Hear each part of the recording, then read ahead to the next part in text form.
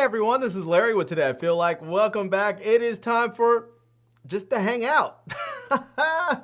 Like I said, this is just a hang, not a haul. But as you can see, I do have packages. But since I said I was into my hauls, I couldn't just turn around and say, hey, guess what? I have a haul. So I figured we just hang out a little bit, talk and chat and, talk about some tech that's out there and open up some packages that have come in over the last couple of days. So yeah, shout out to everyone that's in the building already. Big up to Gregorio in the house. Says hello, Larry.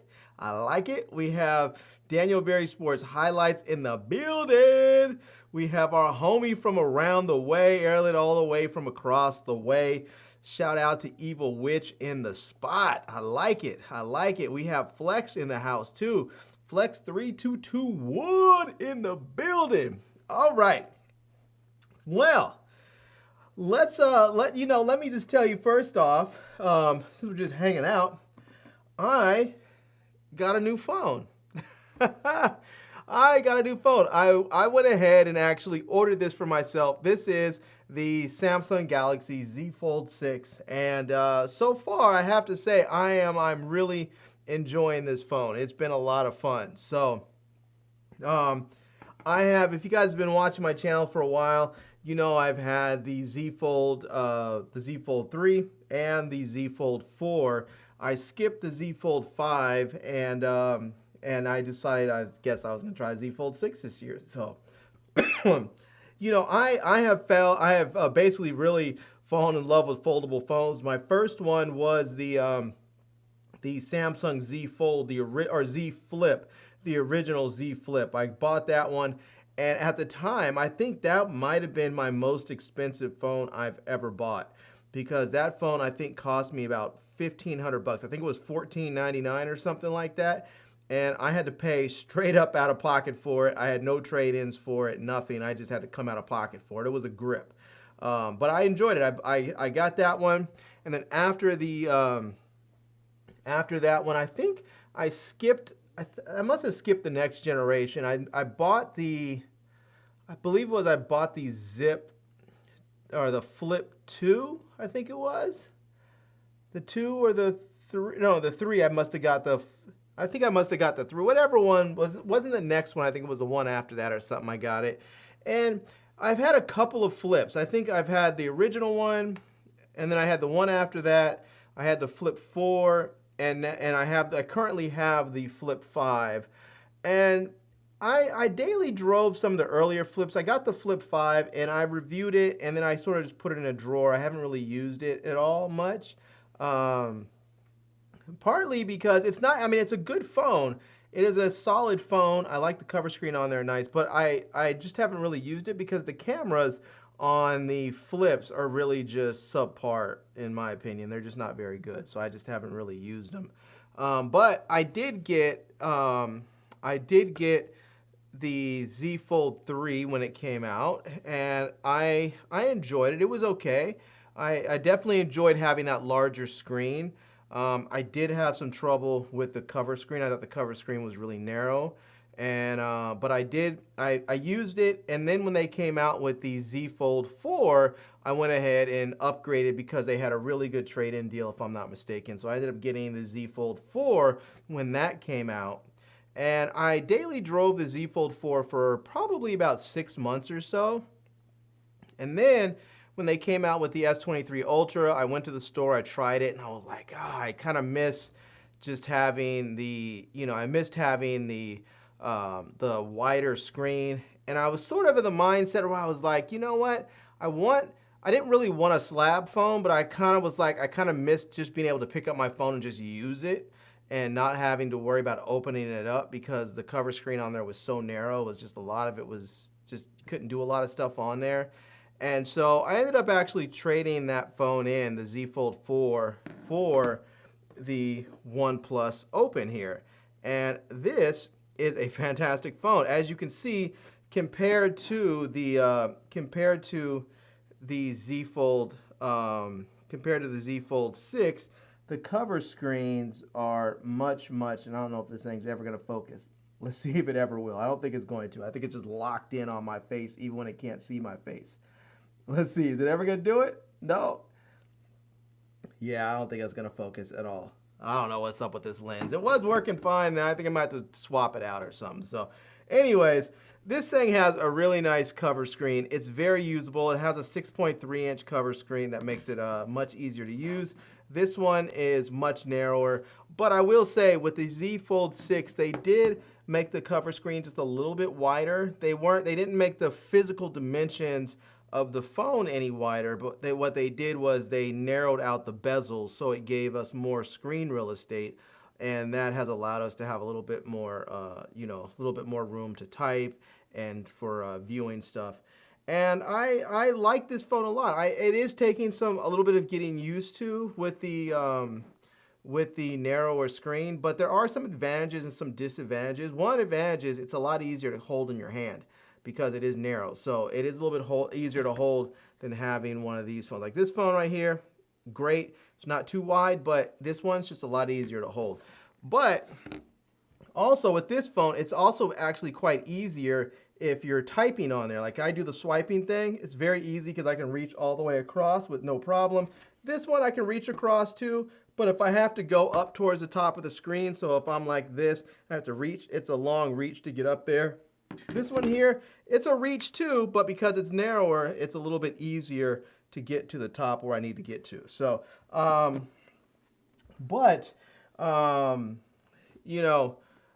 when I'm on social media or something, especially when I'm on like Twitter or Instagram or something, and I'm scrolling, I really do miss having like the wider screen on here, and so I end up actually opening the phone up quite a bit. But there's a lot of little features within Samsung's One UI that are not on the One Plus that really make this phone something special, even though there's a lot about this phone that I actually love and really like better than any other foldable I've ever had.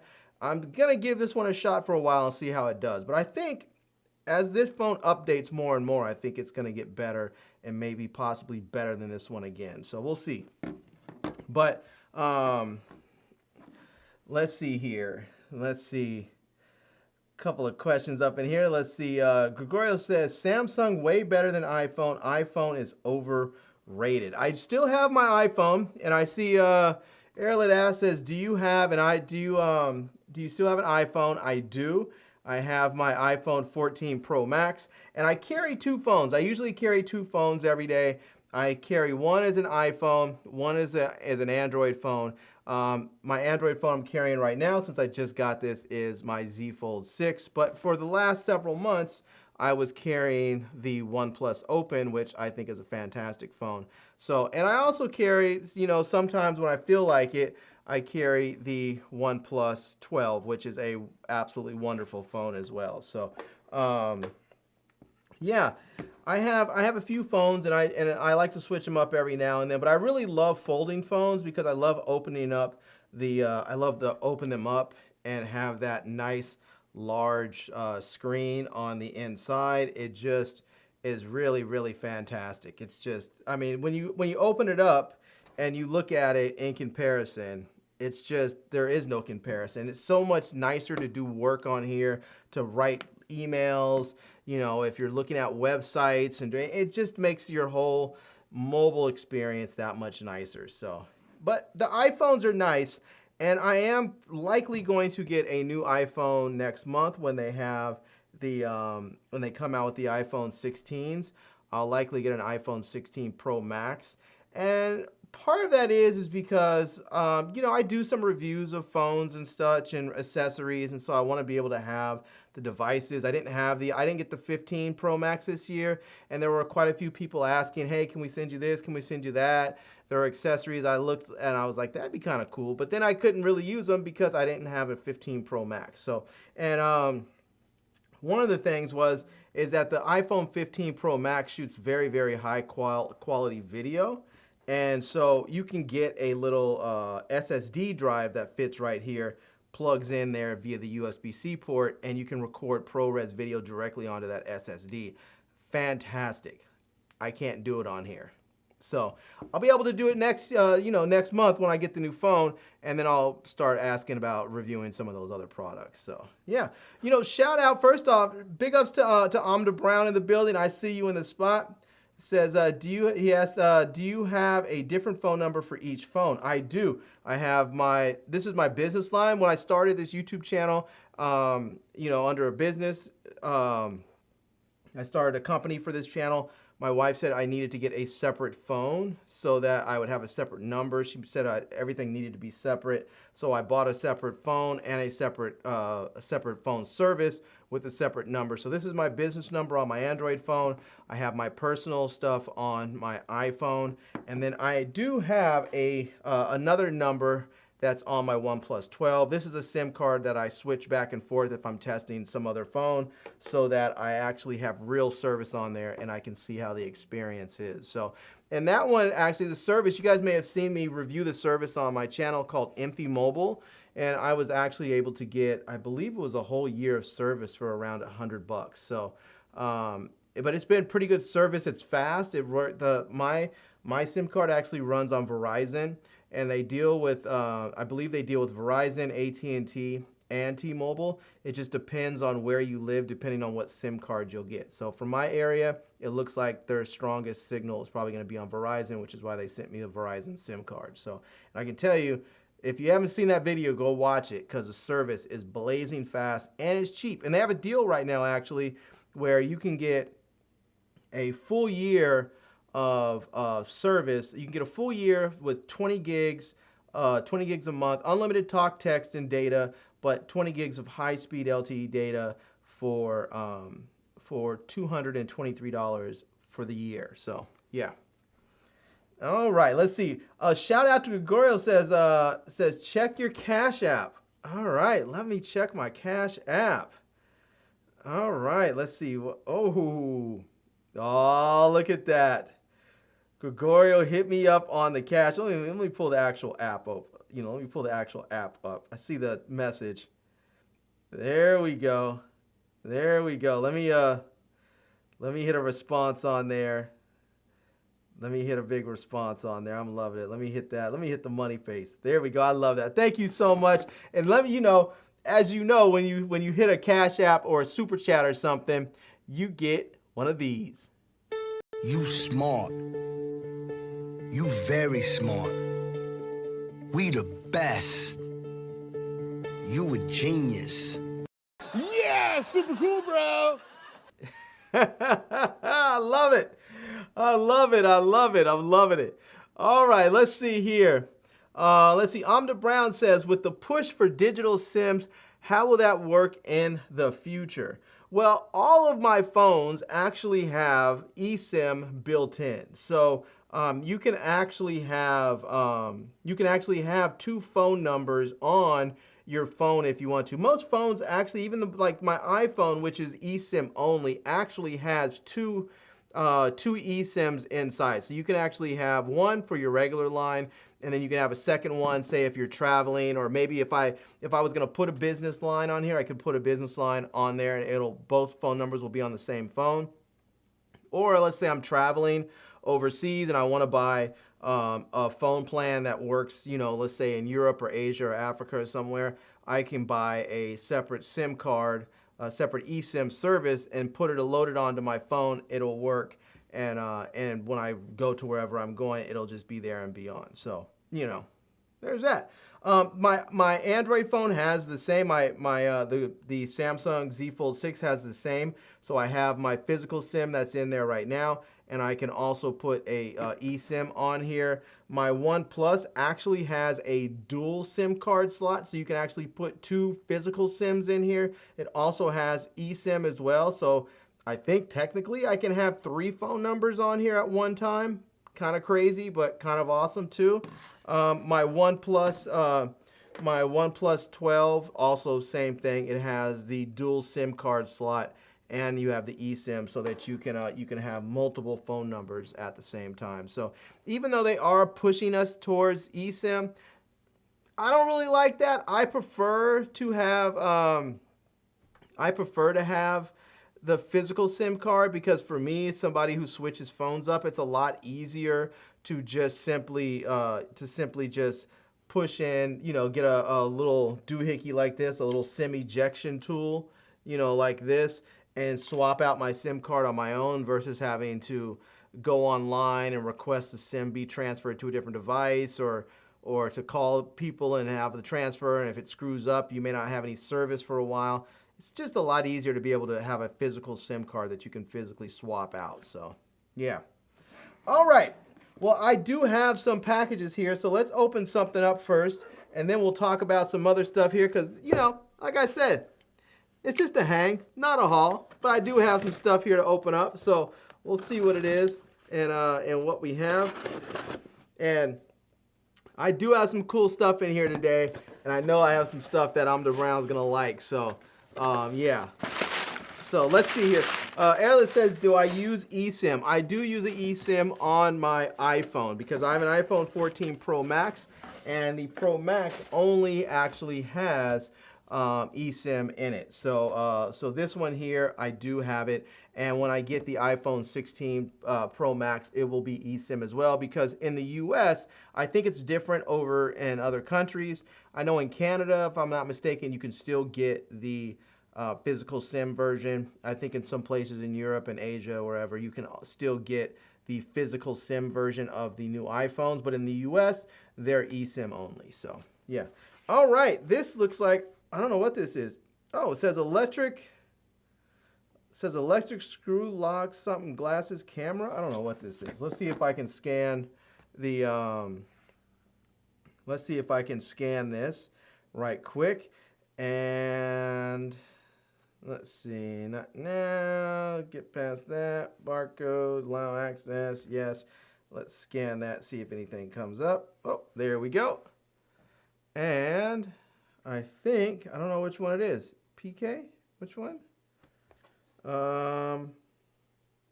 Yeah, I don't know. Oh, I think this is it right here. Okay, I think this is it. All right, let me see if I can pull this up. Let me see if I can pull this up here and show you guys what it is, if it'll come up. And I don't know if it is. All right, hold on a second. Let me get this in there. There we go. Here's my Amazon page. Let me refresh this. And I don't see it. Let me browse. Let me hit, oh, nope, that's not it. Let me hit my browsing history.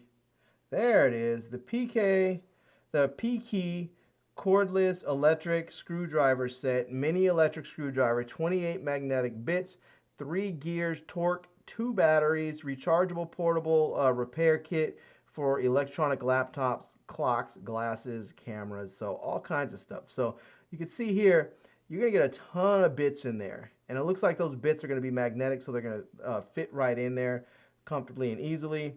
There you go. You're going to see that is going to be the screwdriver right there. And I'm not sure what this is over there, but something. Then you have the batteries right there, because I guess it's electronic. It is a power screwdriver.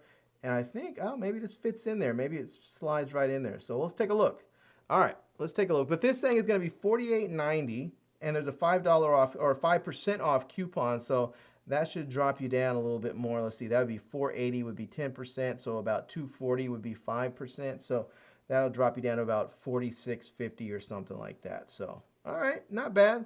Not bad at all. And let's see here. Let's take a look and see what's in here. And I see Evil Witch says Larry, my brother bought a super box, but is the newer one. It's the S5 Max. I don't know where he got it from, but I need to figure out how to set it up. Question: Does he need to get a VPN on it? No, he doesn't need to get a VPN on it. Usually there's I'll try and help you out in a minute. Let me go through this first. So, all right, toss that off. And, oh, look at that. All right, well, comes in a nice little package. Says P key right there. Let's see if we can get this. This thing is not going to focus at all, except for this thing is locked in on me. See if I put it right next to my face there. If I go up close. Nah, this thing is like, something is weird with my camera now. This lens, I think, is just janky. So, anyways, this is it. If you guys can see it, it says P key. Oh, you know what? I keep doing this. I keep forgetting I can do this with my iPhone.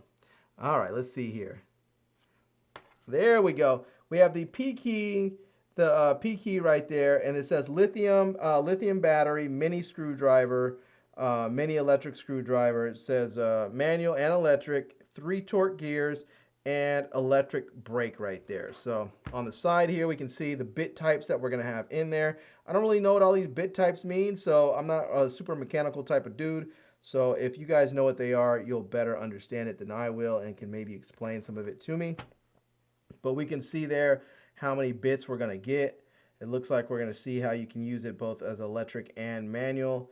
It's going to have Type-C charging, 3 torque gears, and electric brake, aluminum fuselage, and looks like humanized structures. So I think that brake is probably fairly important, because that means if you're using the screwdriver set, and it's not going to let you go too far, so you don't end up stripping your screws or anything like that. So it also looks like we're going to get a magnetic work table here. I don't know if you guys can see that.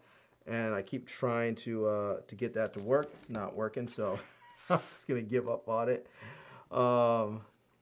And let's see, here we go. So there we go. We have the, let me turn it that way. We have the magnetic work table. And I think this is going to be so you can put all your screws and everything on there, and it's just going to keep them in place so you don't get them, you don't lose them and whatever happens. So yeah. All right. So let's do this. Let's open this thing up and take a look and see what we get inside. So, and Evil Witch, as so it says, yeah, you don't need a VPN for your he doesn't need a VPN to use his Superbox. He just needs to make sure he has the apps that are needed to get his TV and movies and his videos on demand and his what's the other one called? It's basically where you can, it's like a DVR sort of.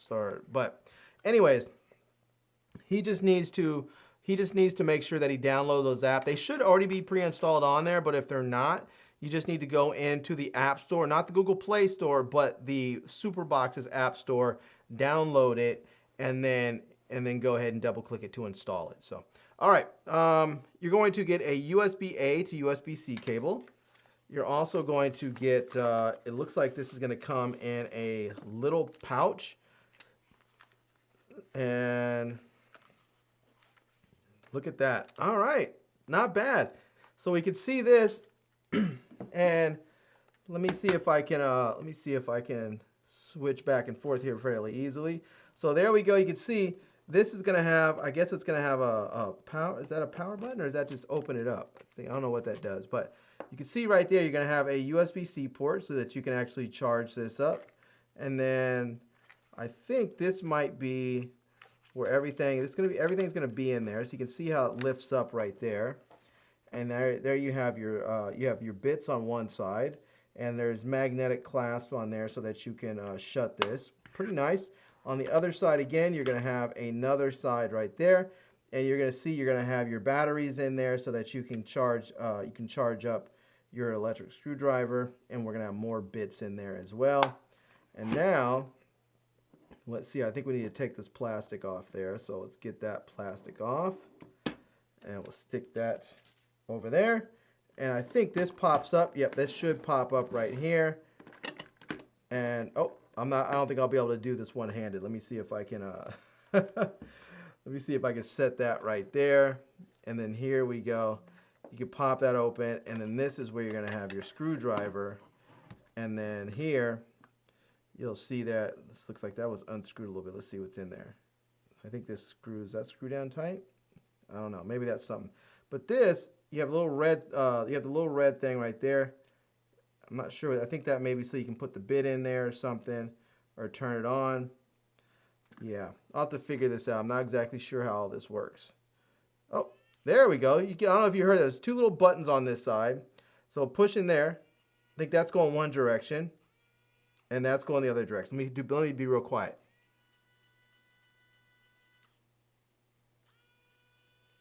Can you guys hear that? So if you put a bit in here, we'll just grab one like here.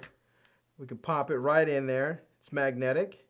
And now you can see there, it's going to go and twist. And then if you go the other way, it's going to twist the other way. And when you want to take it out, just pull it out. Oops, messed up my camera. And when you want to pull it out, you just pull it out there. and you can put it right back inside here, just like that. Close it up, and you're good to go. And when you're done with this, you just simply push this down right here. This opens it up. You put the screwdriver back in there, and just like that, you're good to go.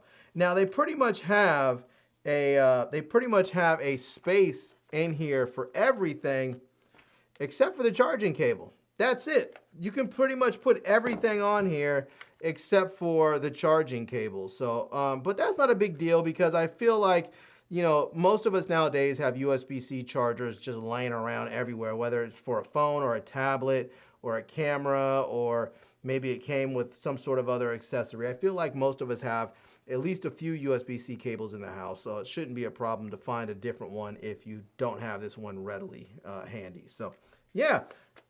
But I love that it comes with a little pouch right here that you can put this in.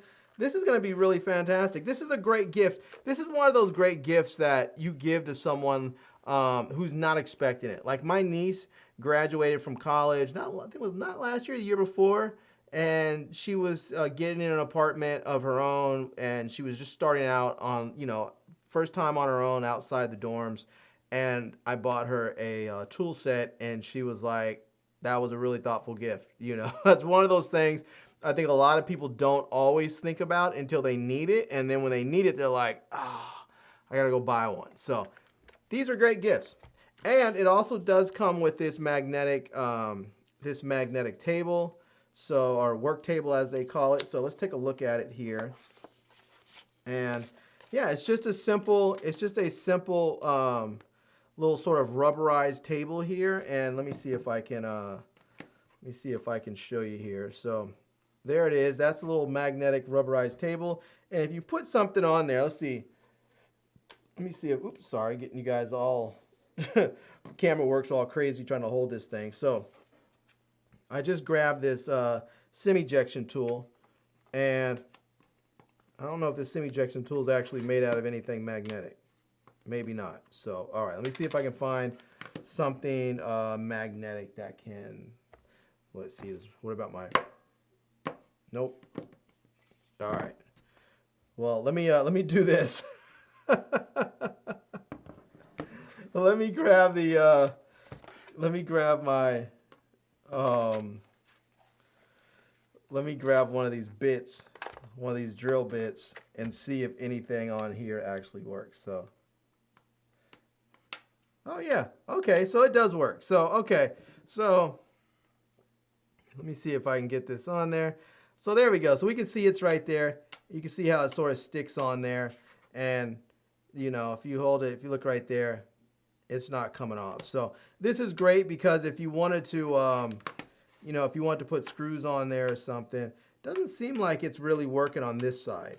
It definitely seems like the magnetic part of it is going to be on this side of the more magnetic work table. So, but it's a pretty clever idea, I have to say, because if you've ever been working on something and you had, excuse me, you had some screws and you took them out and you're like, where did they go? And I was just out with my wife just about a week or so ago. We were out at the ranch, and she was working on a well, and she unscrewed some stuff and she put some screws somewhere, and I think one of them rolled off, and it rolled off into the dirt, and she was like, oh, where did it go? Where did it go? And luckily for me, even though my vision is not what it used to be, I still have pretty good eagle eyes. I'm pretty good at spotting stuff, you know, especially things that seem to get lost in the dirt or the dust. I'm pretty good about spotting things that are out of place,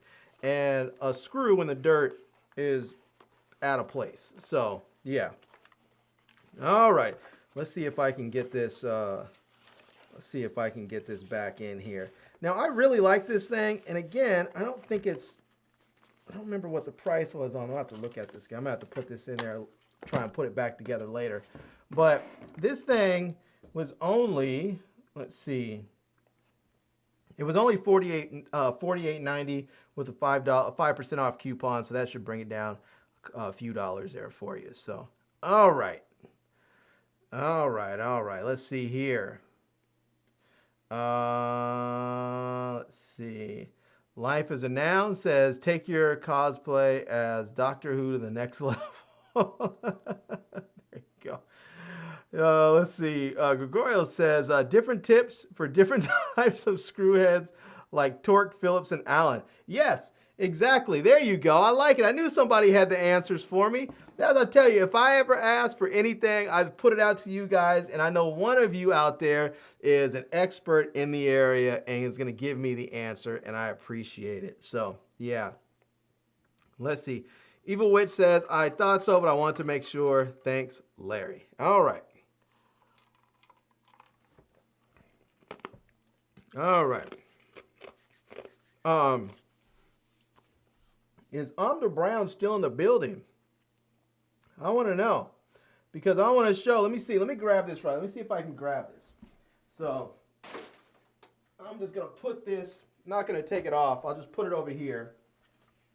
So I have a new camera and I haven't actually done I'm working on a video, but I haven't actually done it yet. But that is a Sony A7CR and I traded in my Sony A7R3 for that camera. I had to pay some extra money towards it, but I got that. It's a 61 megapixel high resolution full frame camera and it is absolutely wonderful. So yeah, I'm going to be using that soon, but I know Amda Brown loves camera gear and I'm excited for him to see the video and see what he thinks about it. So I'll have to get back to him whenever I put that out. So Amda Brown says, holding on by a thread. I feel you, man. It's late. It's late. I just decided to, well, let me do this, Amda Brown. Since you're here, I know it's in this box right here. Let me open this one up just for you. Let me get this one open just for you here before you crash out. Let me see if I can cut through this plastic here. And there we go. Let's see if we can get through that. And let me see what you think about. Did they? Oh, I thought they only sent me one. They sent me two. Woo! Look at this. All right. We have the Viltrox APS-C autofocus 5617 for E-mount, for Sony E-mount. God, this my stupid camera is, my stupid lens on my camera is not focusing at all. It's killing me. So I'm gonna have to show you guys here. Let me just show you. I'm gonna have to replace this lens apparently. It's just not working right. The last time I had this problem with this lens, I sent it in, it took them like 2 months to get it back. Such a pain. All right. But anyways, here we go. We have the Viltrox autofocus. It's an APS-C autofocus lens. This is a 5617 autofocus prime lens for Sony E-mount. And just look how small. You can tell how small it is because look how small this box is. That is crazy. Now, this is going to work on full frame cameras and APS-C cameras, but if you put it on a full frame camera, it's going to go into APS-C mode. And a 56 millimeter lens, a 56 millimeter lens on an APS-C camera, you have to do the crop conversion. It's basically going to be a 1.5 conversion, a 1.5x conversion. So it's basically going to be the equivalent of an 85 millimeter. So you're going to have basically an 85 millimeter. And yeah, I am looking forward to this one here. I'm not going to open this one here because I'm actually going to do an unboxing of this, a proper unboxing. But this is a Viltrox 5617. That's APS-C. But they also sent me here, they sent me another one. This is a full frame autofocus 40 millimeter f2.5 FE lens. So this is going to be a full frame lens. Anytime you see Sony, if it says FE, that means it's a full frame lens. And it says on here full frame as well, but it's an autofocus lens, prime lens, again from Viltrox. And I am super excited to try both of these lenses out. They're going to be fun. So now I don't know. Let's see. Amda Brown says, looked like an B&H box. I don't know. I think they sent it to me direct unless they ordered it from B&H or something and then shipped it from them. I'm not sure. But let me do this. Let me see if I can go to, since you mentioned B&H, let me see if I go to B&H if it's actually on their website. And let's see, Viltrox 5617 email. There we go. All right, let's see here. Now this is one thing that I think a lot of people are gonna love. Look at this. The Viltrox, this is a new release. It is $180. The Viltrox 5617, and it is $180. That is absolutely fantastic. So you can see it's going to say excellent low light performance. It's going to be an 85 millimeter equivalent. It has a STM stepping motor. It says compact portrait prime lens designed for Sony E-mount mirrorless cameras. The Viltrox 5617 provides a full frame equivalent of 85 millimeters, making it ideal for portraiture. Excuse me. Its focal length paired with its bright f1.7 maximum aperture provides excellent control over depth of field and allows reliable shooting in low light. Now, I can tell you that these lenses are absolutely wonderful for portraiture. They really, really are. But I was recently testing another 85, and I went out to Atlantic City, and I was shooting some street photography with it, and I was like, this is the lens for street photography. It really is, because 85 millimeters is long enough that you can not be up in someone's face and you can get photos from a distance, and it has that depth of field that is open enough. You can really get some deep depth of fields, or some shallow depth of field, I should say, and really get some nice background blurs. So that is, yeah, that's 85, I think right now is like, I am high on that lens. I love that focal length. So, but let's take a quick look again. Let's just go down. Let's click the specs here. And one of the things I like to see with lenses, one, filter size. It's going to be 52 millimeters, so it's not going to have some large, expensive filters if you want to put something on the front. It's going to have a minimum aperture of f16. So if you're shooting in bright daylight and it's super duper bright, you might have to, especially if you're shooting video, yeah, I don't know, you might have to increase your shutter speed or something. But let's see here. It says minimum focusing distance is 21 inches, 21.7 inches. So not very close focus. This is not a macro lens by any means. So just understand that. But it's very light. It is going to be a very lightweight lens. It says right here the package weight is 0.895, but that doesn't say what the actual weight of the lens is, and I'm not seeing it. Usually it's right around here where they show you the weight. So it is autofocus. There's no image stabilization on there, so just be aware of that. But yeah, this looks like it's going to be a very, very nice lens, and for $180, that's the thing I love about this. $180. Let me just see if I can show you guys what a Sony 85 millimeter is. Let's see. Let's go Sony 85 millimeter. Let's click on that. So look at this. This is the f1.8. We have the Sony f1.8. That's going to be $598. The f1.4 is going to be $1798. So yeah, and if you look at the Sigma 8514, it's going to be $1,089. And I mean, yeah, the Zeiss Batis, that's $929. They do have a Samyang. That's an f1.4. Some of these, the f1.4s are always going to be a little bit more expensive. But yeah, so let's see. Let's just go. Let's click. Let's do Sony 8518. Let's go 1.8. See if we can narrow that down a little bit more. And there you go. Well, this is for the full frame one. So the full frame one is going to be about $400, $399, which is still cheaper than even. It's like that's still like, you know, it's $399 versus $598. So you're talking about $400 versus $600. That's still considerably cheaper. And if you look at like the Mikey lens, that's going to be about the same price as the APS-C one there. So yeah. And they have, you can check them out. I mean, I'm not going to go through them all spec by spec, but there you go. You can see the prices are considerably higher on there. most of these are full frame lenses, and the APS-C lenses are cheaper. So, so there's that.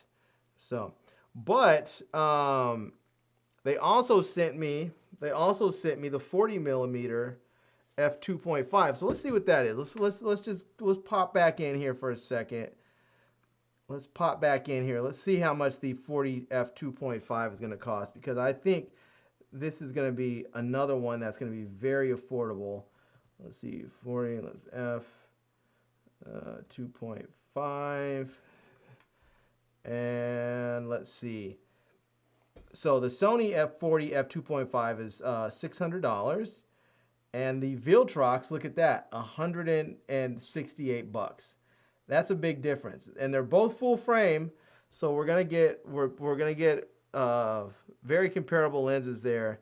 So they're both full frame, and we'll see. I don't know. Let's see if I can compare these two. Let's see if I can click the compare, and we'll see if we. Let's see there.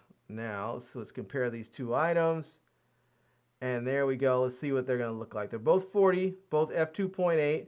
It looks like the Sony is going to go all the way to f22, whereas the Viltrox is only going to go to f16.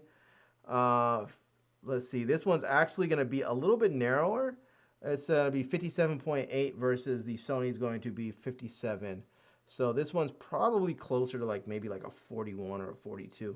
And then the minimum focusing distance, look at that. That's a pretty considerable difference. You'd have 9.8 inches or 25 centimeters versus 1.1 feet or 34 centimeters. So you're going to be able to get a bit closer with the Sony lens. So that's pretty nice. This one you're going to have 9 elements in 9 groups. This one you're going to have 10 elements in 6 groups. So both of them are going to have 7 blades, autofocus, neither one of them have image stabilization. I think the Sony lens actually might be a little bit smaller, and it's going to have a smaller front element with 49 millimeters. So, and then it doesn't show the weight for the Viltrox, but the Sony is only 173 grams or 6.1 ounces. So it's going to be a very, very light lens. So yeah. All right. Well, Amda Brown, there you go. Let's see. He says my A6700 might get traded in to offset the cost of the A7CR. You know, I actually traded in. I kept my A6700, but I traded in my my A7R3 because that camera was just old, and I didn't want to trade in my A6700 because I really do like having the 120 frames per second slow motion when I want to shoot that, whereas the A7CR only goes up to 60 frames. So now I think they could push a firmware update and give us 120 frames a second, at least in APS-C mode, because the one great thing about, one of the great things about the Sony A7CR is that it's kind of like having an A6700 built in. I mean, because oftentimes if you go into APS-C mode, you lose so much resolution that you don't really want to shoot in that mode. And like, for instance, if you have an A7C2 and you go into APS-C mode, you go from I think it's 26 megapixels or 33 megapixels down to 12 or 14 or something like that. With the A7CR, you go from 60 megapixels down to 26 megapixels when you go into APS-C mode. Well, 26 megapixels is the same resolution as a Sony A6700. So I absolutely love my A6700. I really, really do. I mean, I could see if I'm going on a long trip that I could take 2 cameras, and one would be the A6700, the other one would be the A7CR, and that would be good. So I could use, I mean, they're both great for video, but if I wanted to use just, say, the A6700 for video, I could be more than happy with that. I can leave my A7 S3 here at home. So, but yeah, but I love my A67. I love APS-C lenses because I love the small body size and I love the small lenses. And I really wish Sony would give us a pro level APS-C camera. I wish they really would, especially like a A7000, something like that. I wish they would give us a pro camera that has all the pro specs in it, but is APS-C and it's nice and small with the small lenses, even if it costs us a little bit more money. So, yeah. Let's see. Amda Brown says, "Wow, there you go. I know. Let's see. He says I have the 2418 FE and the 2314 F lens. Yeah. So those are both fantastic lenses. Those are both really, really fantastic lenses. Well, you guys expect to see these bad boys on the channel very, very soon. I'm gonna unbox these and check them out. I'll probably review the 56 first and then do the 40, but I'm gonna have a ton of fun with these. And yeah, I'm gonna set these over here on that side because those are getting reviewed soon. So, all right. I don't know what's in this big box here, but let's open this big one up here. Oh, you know what? I didn't even see if there's I did show you guys the prices on B&H, so you have it. But if you want to go to say like whatchamacallit, Amazon, you can go there too. So let me see if I can pop over to Amazon right quick. And let's just go to Amazon. There we go. And let's just type in Viltrox 5617 Sony. And there it is, 180 bucks. So yeah, you can get it for 180 bucks. And you can get it for different mounts too. You can get it for Fuji and for Nikon Z mount. So you can get it for different ones as well. And let's type in Viltrox. Let's see, 40F. Let's just do 2.5. There you go. Let's see. Yep. So, oh no, I think that's Nikon Z, and that's another Z mount. Let's see, where is the Sony mount? Let's just type in Sony. There we go. And that's what it's looking like right there for the Z mount. I think it's gonna look pretty much the same for the Sony lens. I don't see it on here right now, but they do have it obviously because I have one in hand. So unless I'm not supposed to be showing it to you, but I think it's okay. But you can see there, it's cheap. It's 168 bucks, so it's not a lot of money at all, and it's a lens that you'll be able to have and enjoy. So yeah, that's fantastic. I got that lens because I was actually considering buying the Sony version of it, the Sony 40 f2.5, and that just saved me, you know, from having to buy that lens. So all right, let's see what's in this box here. And then we're going to talk about my new camera a little bit because I've been having a ton of fun with it. And there's some features on there that I really, really enjoy having on a smartphone again that I didn't have for a little while. And, oh, what is this? It says review kit. Oh, it's from Rinky. All right, look at this. Review kit. It says, Rinky, live a better day. It says, Rinky, a special gift for from us to you. And it says, for VIP. All right, nice. Feels good to be a VIP. Let's go ahead and cut through this tape right here. And let's see if we can get that. My cuts aren't too straight. There we go. All right. All right, let's see what we're going to have. Let's see here. Oh, there we go. It says Rinky, and oops, a little bit of paper on there. It says, hello, today I feel like in this package you will find the Rinky cases and accessories for the Galaxy Z Fold 6. Look at that. Nice. All right. Oh, they sent a couple of them. Look at that. Let me go ahead. Let me get this out. All right. So they sent me, first off, they sent a tempered glass cover display. So now, many of you may know I don't put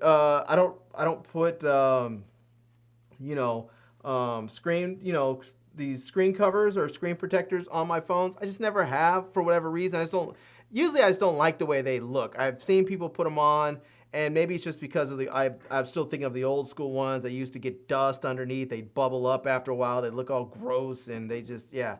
So sometimes some of the ones used to give people problems with the touch sensitivity on the phone. So I just never really used them, but I think the new ones are much better. I'm sure this one's probably pretty good. So, but there's that.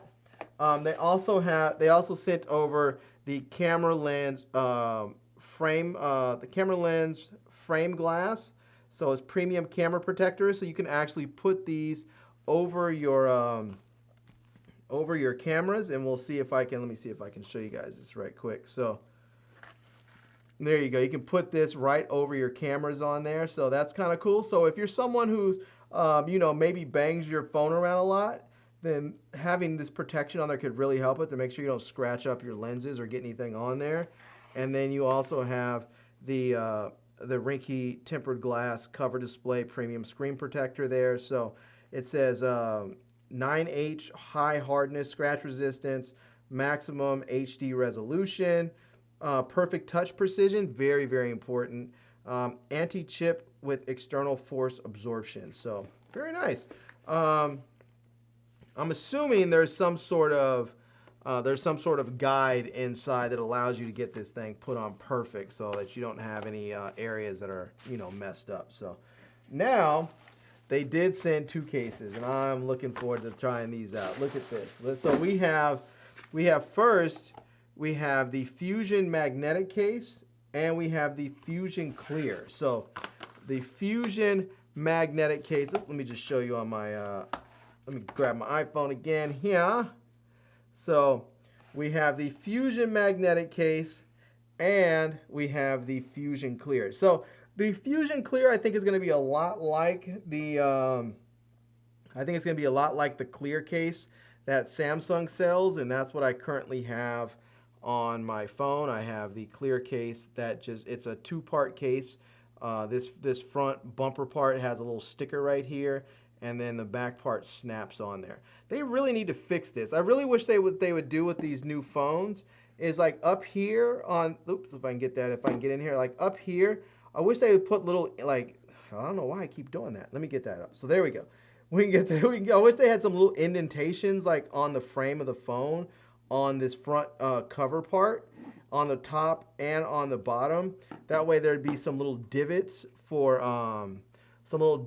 case makers to use, so when they put the case in, they can have it snap on there. Because as it is right now, this front cover part right here, this separate part, let me see if I can get that in there. This part, this right here has like a sticker that runs right along the line of here. And then underneath here, there's 2 little stickers. You might be able to see right there. That part basically is a little sticker.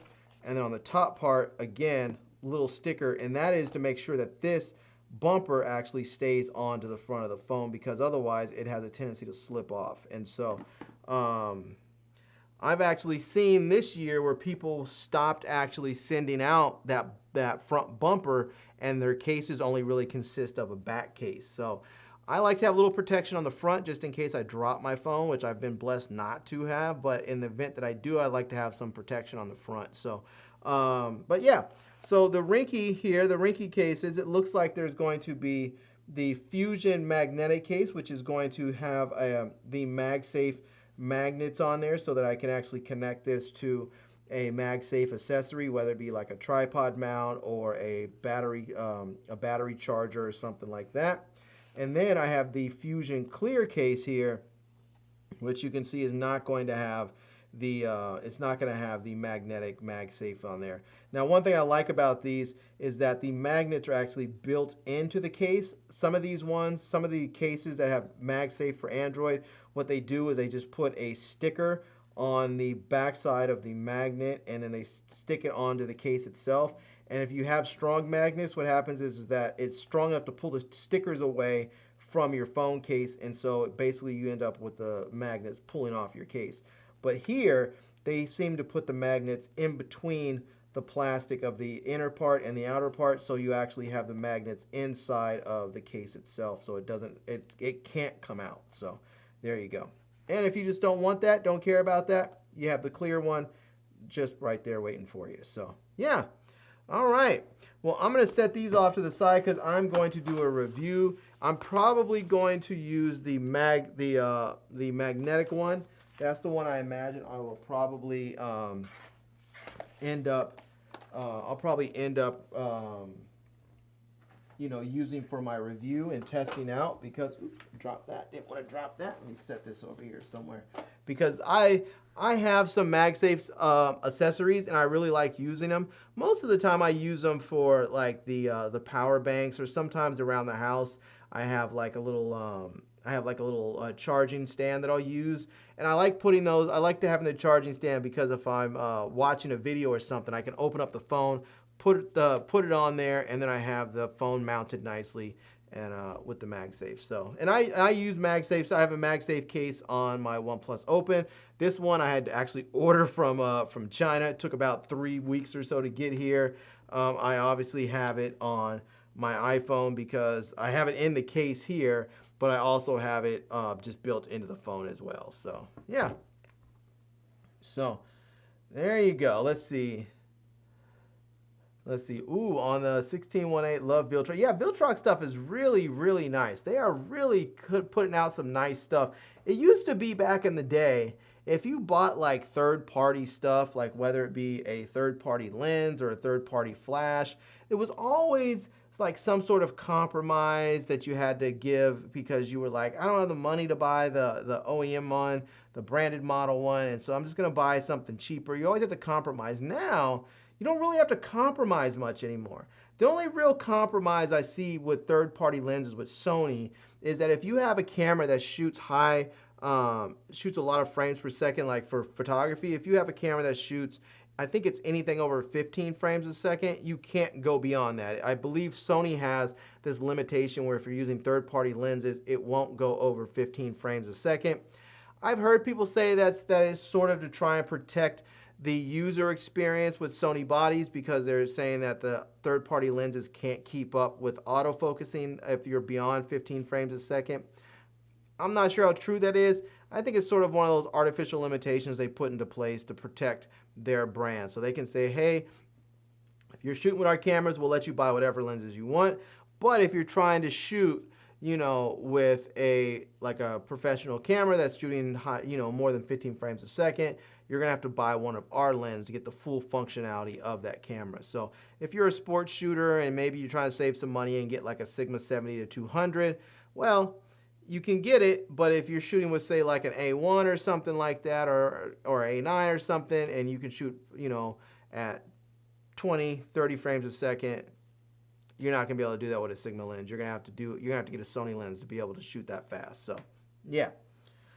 All right. Let's see here. It says, nice, it's cool of them to send you their products. It really is. It is very, very nice. I appreciate them. So we have Tech for Your Needs. Says, hello there. Shout out to Tech for Your Needs. I like it. Says, nice case. Says that adhesive is not strong enough. Yeah, the adhesive always wears out. I have had those cases with the adhesive on every single foldable that I've had, and every single one of them, they end up coming loose. It just happens. And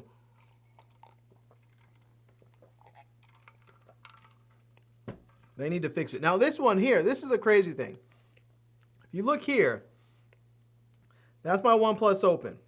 Don't mind the fingerprints. But this is this case right here that has like this aramid fiber. It actually came with a bumper to go around here. But it kept coming loose, so I took it off and I basically put on the bumper of the OnePlus Open. Now, I don't know how they did it, but the way they made this case, you don't need the sticker and it doesn't come loose. This part doesn't wiggle or jiggle at all. There's nothing there. It doesn't wiggle or jiggle. Well, it does wiggle or jiggle a little bit on this side, but not where you notice it. It's only doing it because I'm trying to. But this phone right here, this part of the case, the bumper just fits in there perfectly. Now, I really wish that OnePlus made a MagSafe compatible case for their phone, so I could have had just that. I would have. It came with the case for free, so I'm not complaining. But if they had a MagSafe compatible one, I would have bought it from them. Instead, I had to order one from, I think it was like AliExpress or Alibaba or something. I ordered it from China. It took about 3 weeks, but I finally got it. So, yeah. There we go. Let's see. So standby mode. Yep. Flex says, nice. There we go. I got you. All right.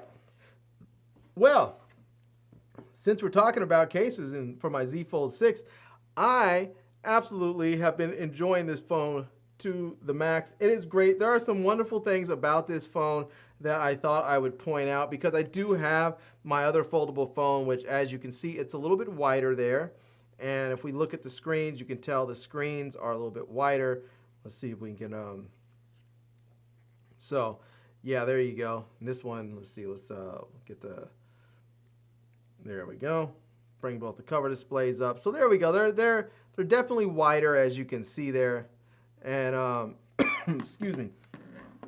But this one, there are some features on this phone that I truly enjoy. One of them, it has 8K video. And I use 8K video all the time when I have it. When I had my Z Fold 4, it had 8K video and I used it on there all the time. Some people are like, why are you using 8K video on a smartphone? Well, one of the reasons is because I think it actually looks cleaner than the 4K. So I actually will shoot in 8K and then I will just go ahead and put it in a 4K timeline. And so I end up with all that resolution being shrunk down a bit, making the image that much crisper and sharper when I output. So there's that. Also, when you're shooting 8K, in the event that you actually need to punch in a little bit, you have additional resolution there at your disposal so that you can actually punch into your image, and it's like having a little bit extra zoom there. So there's that. Now the other thing, and this is one of the main reasons why I actually bought the Z Fold 6, is that the Pro mode on here, and they both have Pro modes. Both of these have Pro modes, and I actually really love the cameras on here. It has these Hasselblad cameras. This is one of my favorite smartphones for photography, but for video, it's missing some features. And those features are on the Z Fold 6. One of them is portrait video in 4K. Now you can shoot portrait video on here, but it only is at 1080p. Now the other thing is, when you go into Pro mode is when you have manual control over your settings.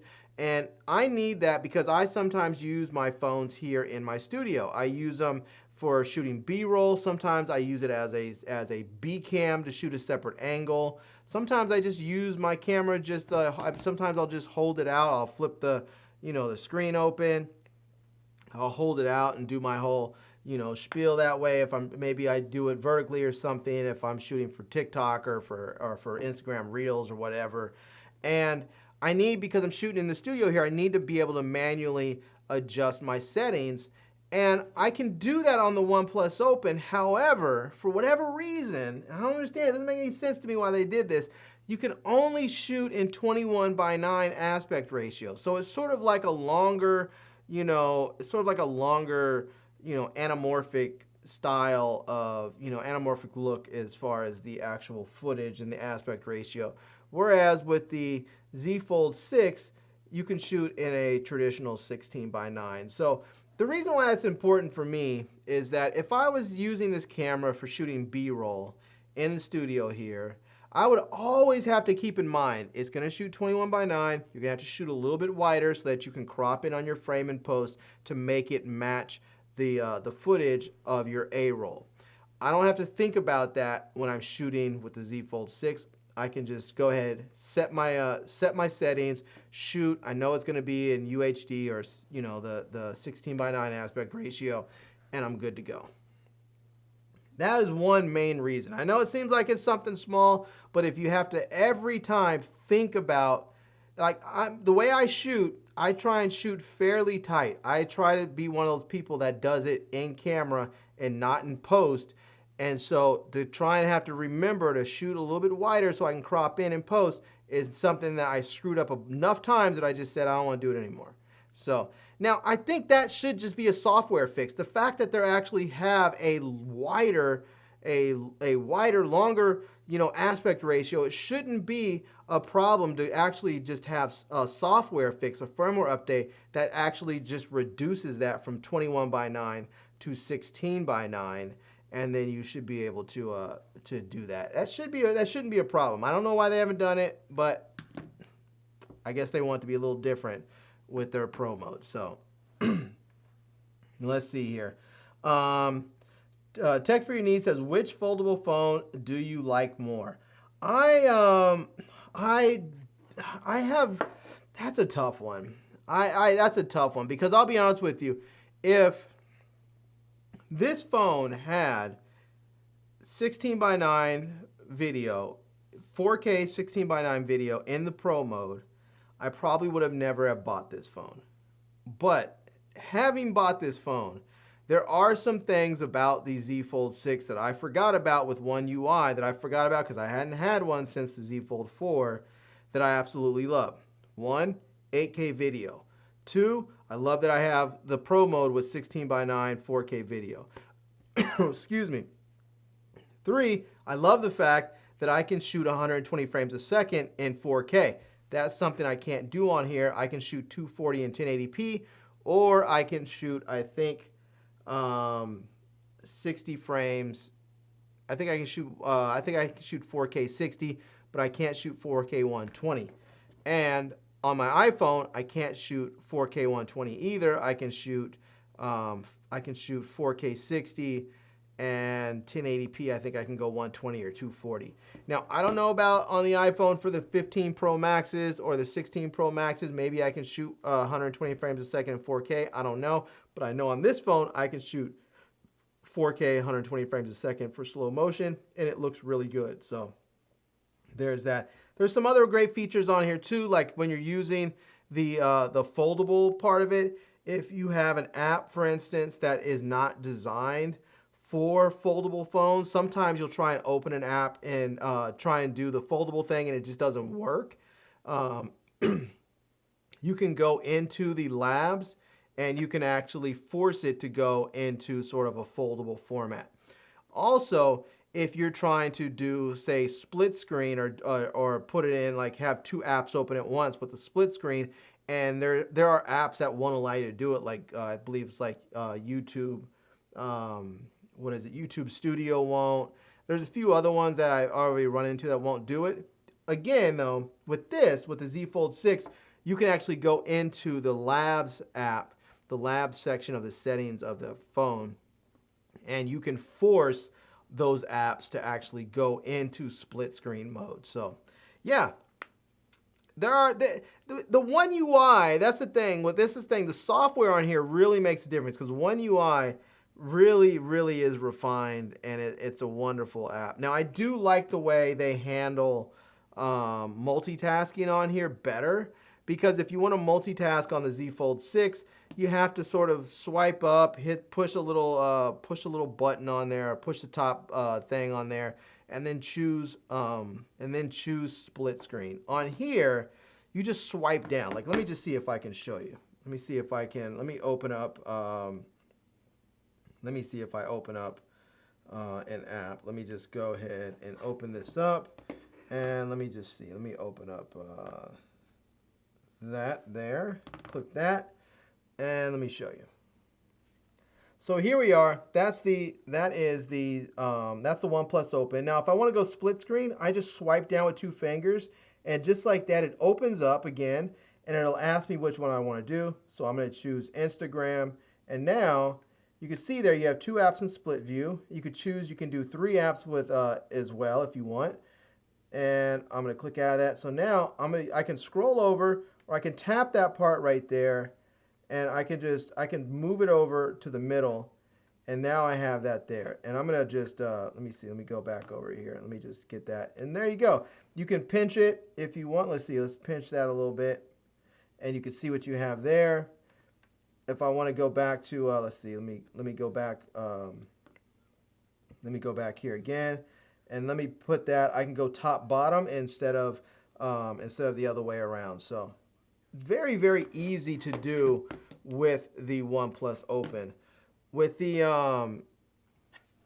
Z Fold 6, it's not as fluid, and maybe I'm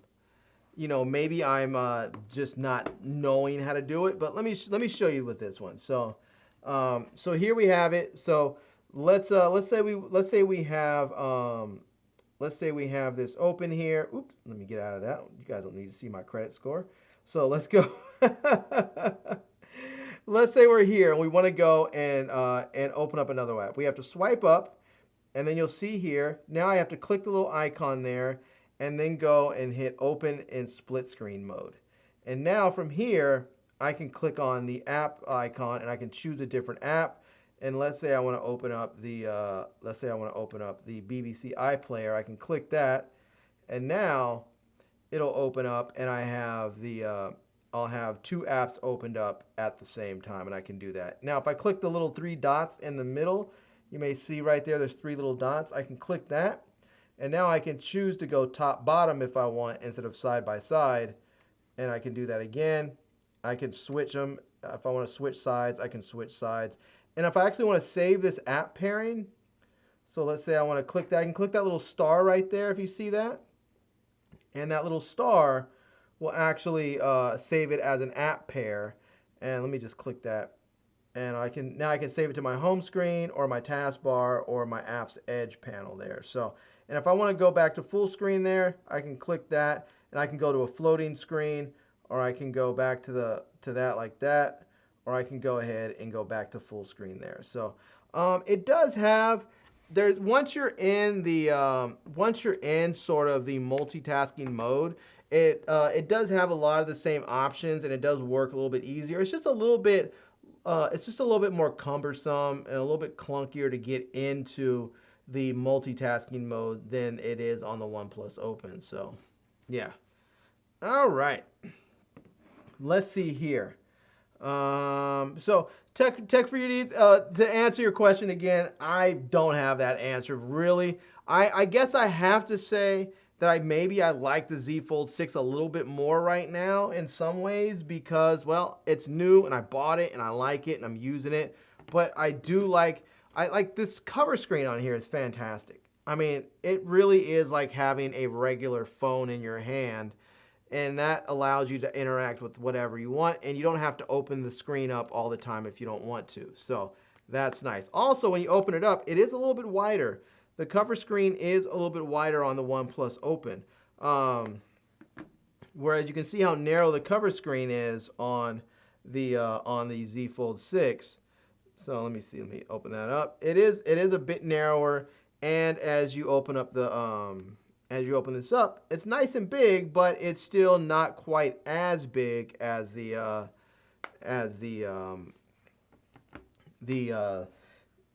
OnePlus Open here. But let me see if I can show you right quick. So let me just look at this for prices. Let me see if I have. I think I brought these up. So this is the Z Fold 6. It's an expensive phone.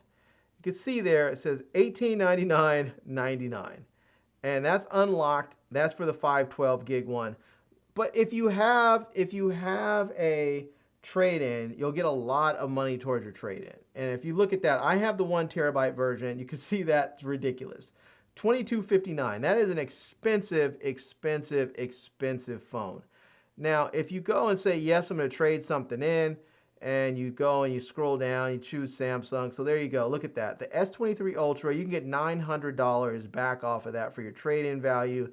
That's going to drop your price down way down there to around $1,300. So let's see. I don't know why it's not reflecting on there. So, but let's see here. Oh, yes, I agree. There we go. We'll put all that. We'll just say no coverage for now. And you'll see there $1,359. So for the $1,359.99.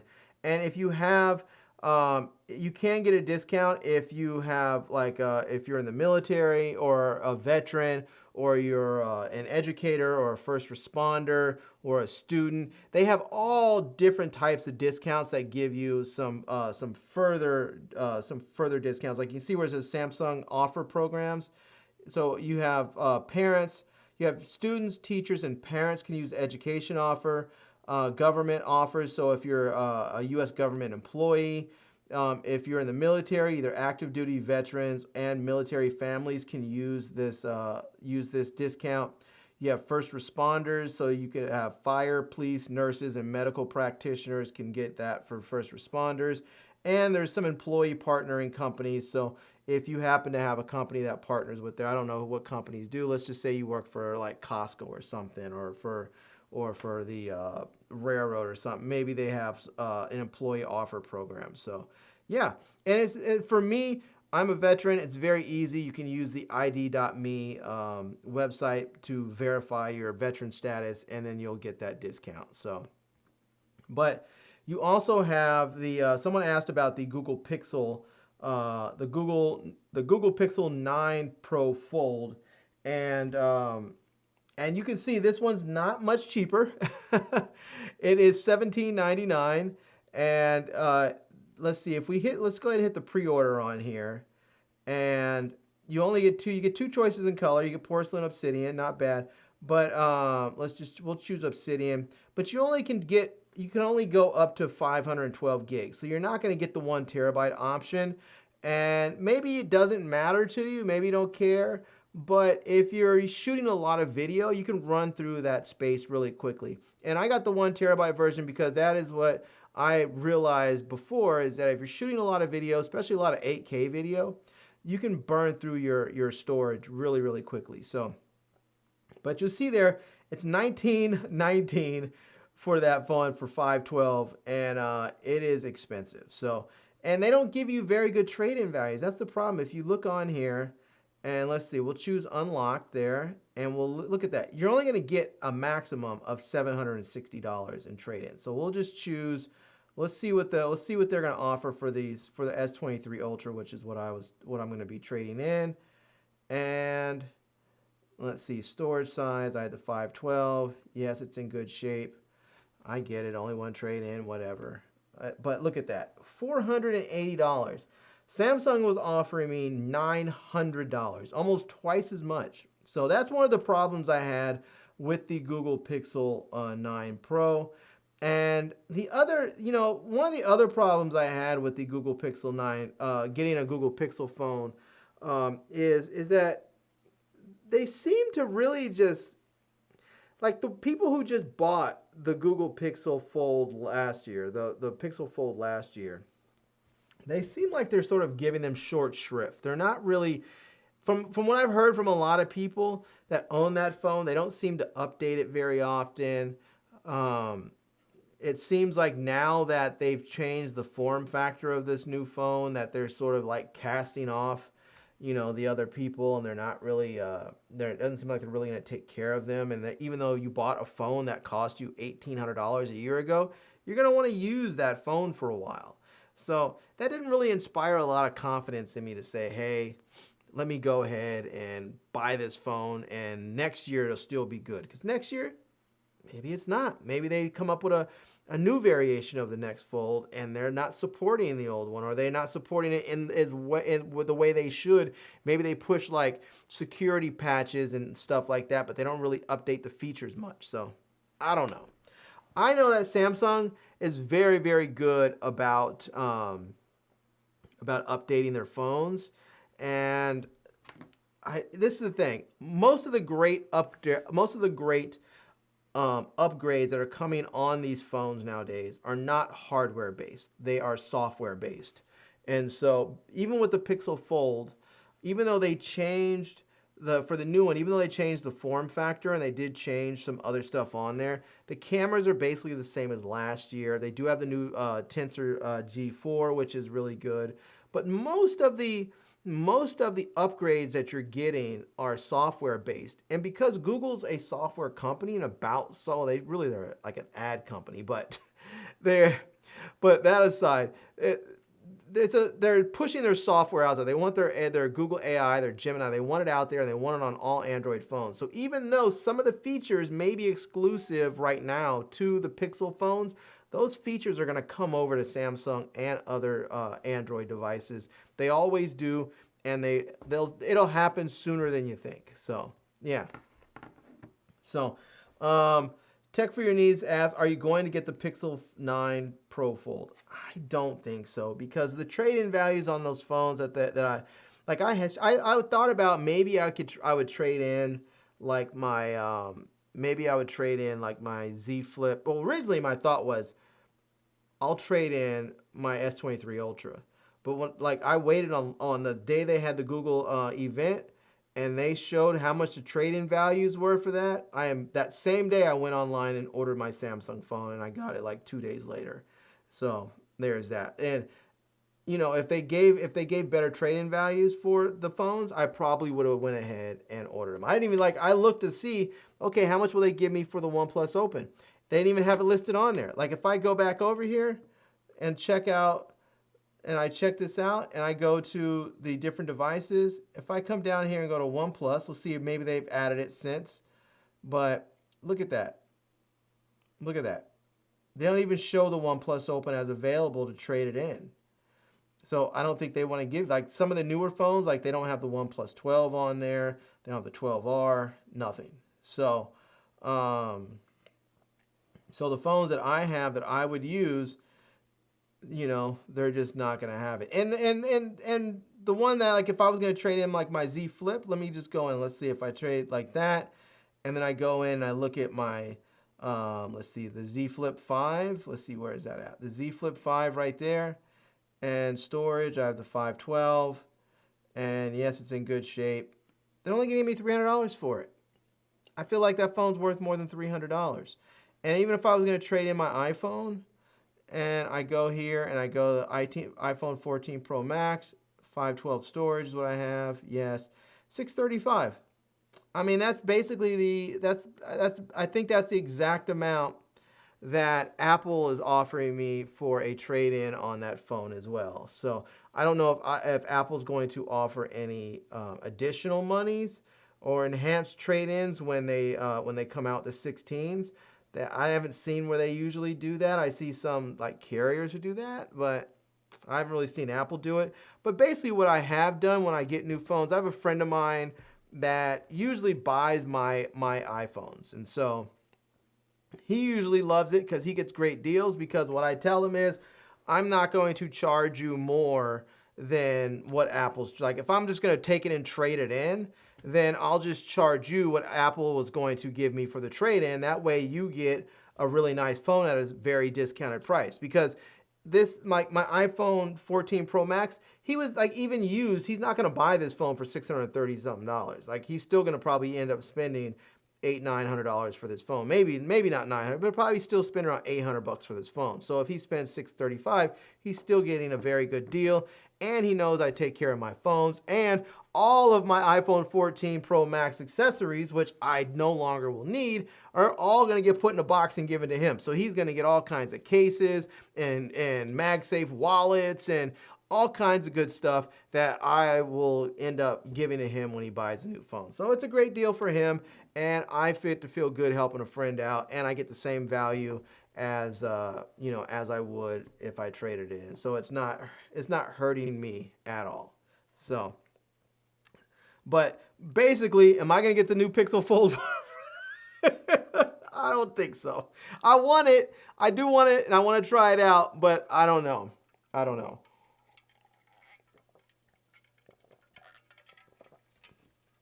I have been seeing some reviews starting to come in, like actual reviews, not just like people who were at the launch event and got some hands-on time, but people who have actually gotten the phone and now they're releasing their videos about it. And I have not been overwhelmed with what I've seen from the video quality on the Fold. I've seen some people with the Pixel 9 Pro and the Pro XL, and those seem to have really, really good video quality. But even then, some of those look really kind of weird, where it's really high, like I was watching MKBHD's video, and it was really like ultra prioritizing his face for exposure, and it made his face sort of look a little bit weird and washed out relative to the rest of the scene. It looked extra crispy, like there's a lot of a lot of sharpening happening. So I don't know. I'll see. If I get it, maybe I'll get it and I'll love it and I'll try it. Who knows? All right. I have no idea what this is. I think I kind of might, but I'm not really sure. But we're gonna open this thing up and see anyway. So, but that's my thing with the phones. I'm working on a video of the Z Fold of the Z Fold 6 right now, and I'm going to put that out soon. hopefully I'll have that out by the weekend, and you guys can see at least my first impressions of it, what I think, and I'll do some more in-depth videos about some of what I like and don't like. So, all right. Oh, we have some more goodies in here. It looks like we have some more Z Fold stuff. All right, look at this. This is from Pitaka. Oh, I love Pitaka stuff. Pitaka always makes fantastic stuff for phones. If you got, let me just go ahead and show you right quick their case. I'm gonna show you what they sent me, but let me just pull open their website, right? Pitaka case, because I love their cases. I think their cases are fantastico, and here we go. They make all kinds of good stuff. Like you can see here, they make a magnetic keyboard compatible with the iPad Pro case. This is coming soon. But if we go here, we can search by device. So you can see the iPhone 14 Pro Max, all this stuff. You can see they have Samsung devices here. So we'll just go here. We'll take a look at the Z Fold 6 there. And we'll see what, let's wait for this to load up here. Maybe my interwebs are running a little slow. So here are some of the accessories. You can see here they have stuff. They call their stuff Mag Easy. So you have like the Mag Easy car mount. You have the Mag Easy grip, the Mag Easy car mount Pro 2. You have the charging cable, and those are some of the accessories. And then let's see where the case is at. So oops, let's see, Z Fold 6 cases. Let's see where are they at. Device, Samsung. Let's see, where are the cases? Cases. All right, let's see. Let's just click this one again, see if something comes up. All right. Well, I'm not seeing the cases for some reason. All right. Well, I'll check. I will check Amazon and see if they show up there. Let me do that now. Let me just hop into Amazon for a second, and let me type in. Let me type this in, Pitaka Z Fold 6 case. See what comes up. All right. There we go. So there we go. We have the Pitaka Z Fold 6 case here, and there we go. This is, you can see there it says this is for the Z Fold 6 case. It says slim and light magnetic Galaxy Z Fold 6 case with caseless touch feeling, 600D aramid fiber made with Mag Easy case, 5 black gray twill. Now look at that. I love that. It's that super thin aramid fiber right there. You have a little protection around the cameras to help protect the camera bump there, so you don't bust your cameras up if you drop it. This one looks like it actually has a little bit of a bumper on there. This one looks like it might have a bumper, but maybe not. So it looks like it says sleeker, lighter. Yeah, it says this one only includes a back cover, front cover not included. So that's something to understand. This one does not have the front cover, the bumper.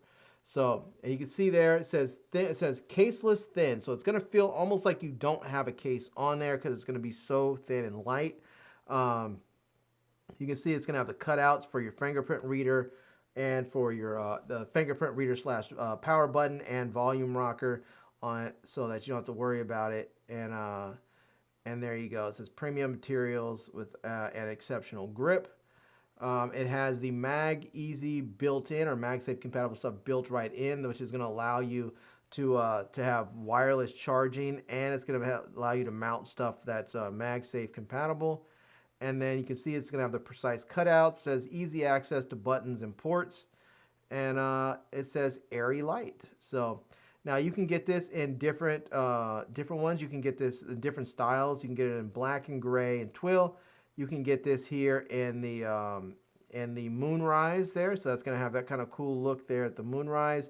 And then you get this one here, which is Sunset. So you get Moonrise, Sunset, and black gray twill. So, and it's $59.99. So it's not too expensive. It's not the cheapest case in the world, but it's going to be a very, very nice case. So,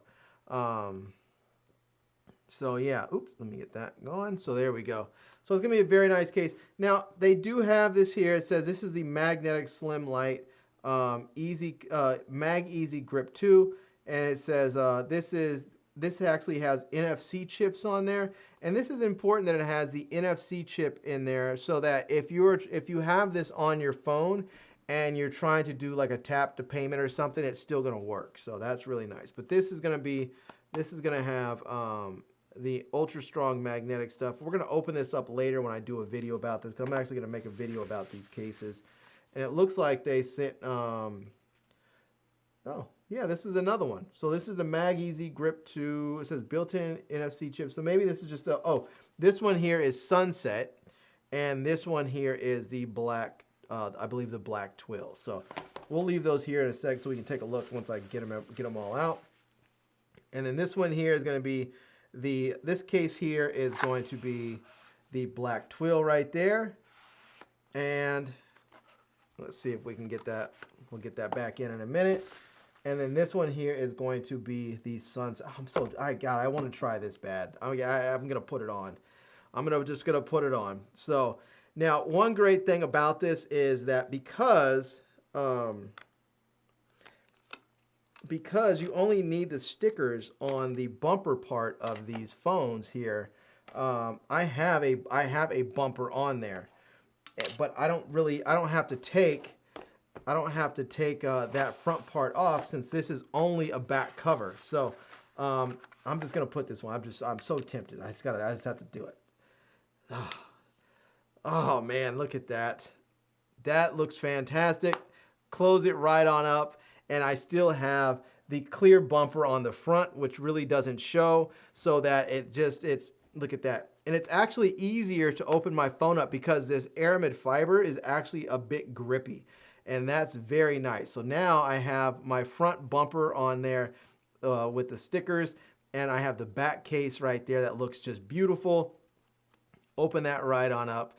And now I have the MagSafe. Oh my gosh, I need something. I need like a MagSafe compatible. You know, I think I have a charging stand over here. Let me grab that right quick. And look at this. All right.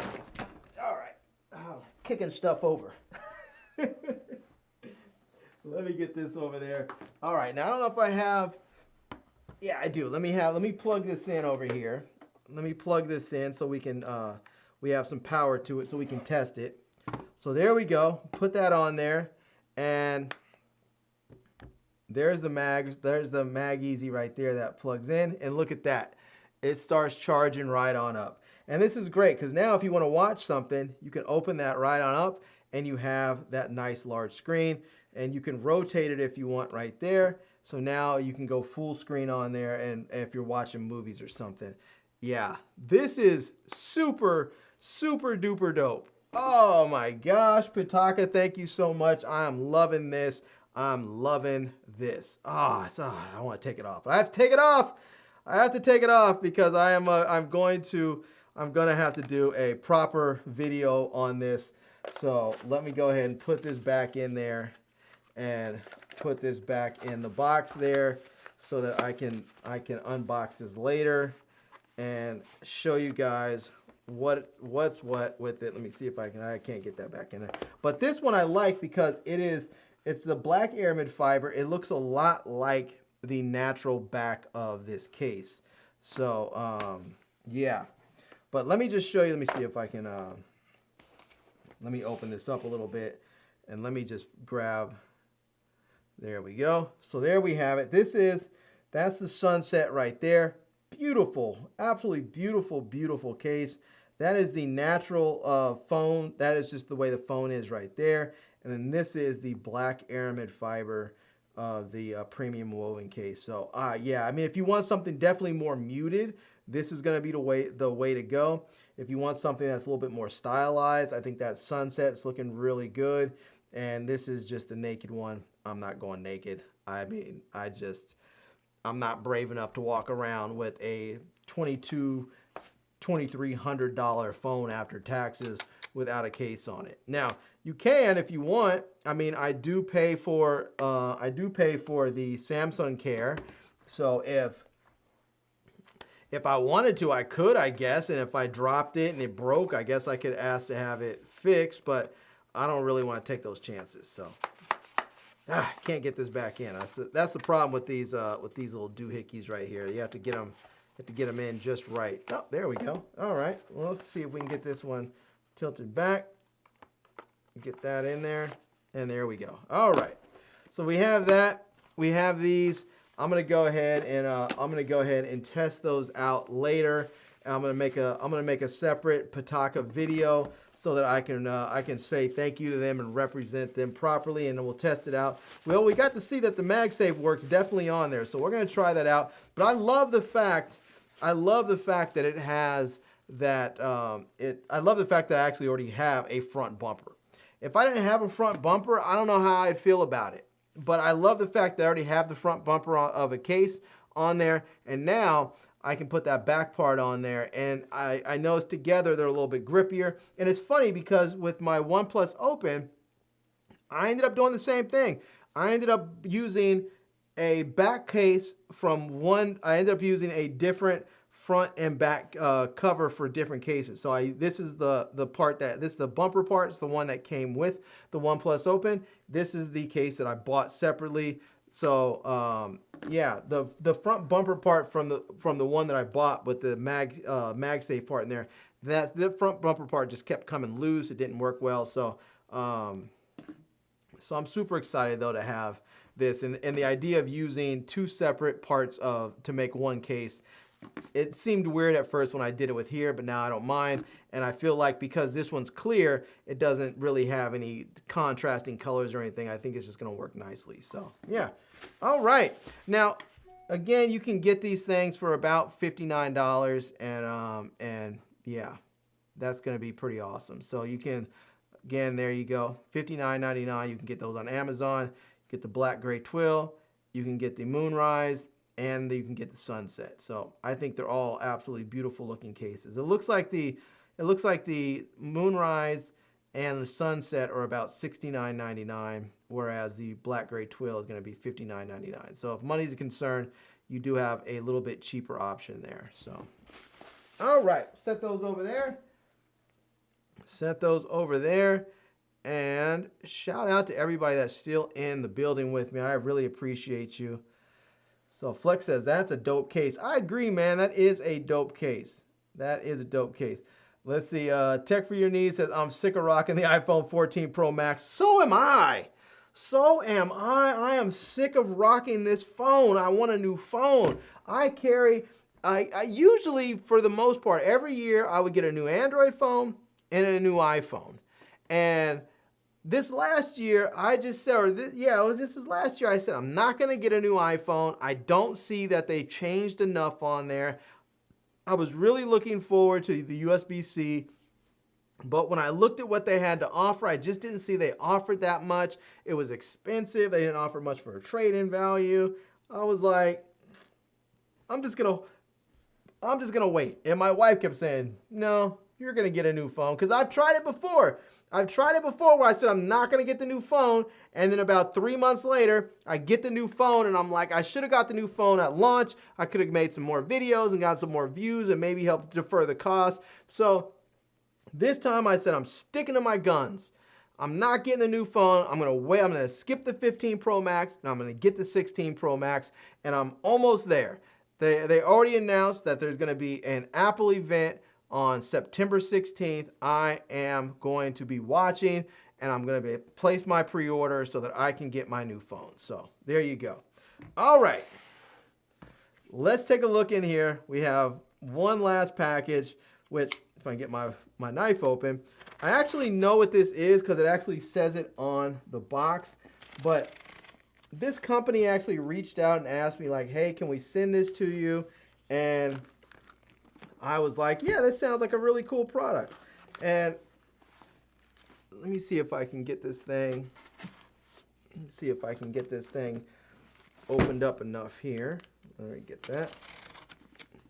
And this is one of those things that says gas equals gear acquisition. Oh man, yes. Gear, I sometimes I feel like I have gear acquisition syndrome. I have been wonderfully blessed this year that some of the gear that has come in, I have not had to pay for. It is wonderful. I did buy my Z Fold 6 though, but I have been wonderfully blessed that I had to buy my OnePlus Open, but OnePlus did send me the OnePlus 12, which was wonderful. Some of the new lenses, like Sony 7 Artisan sent me their 85-1.8. As we saw, I just got the Viltrox 56 and the 40 millimeter.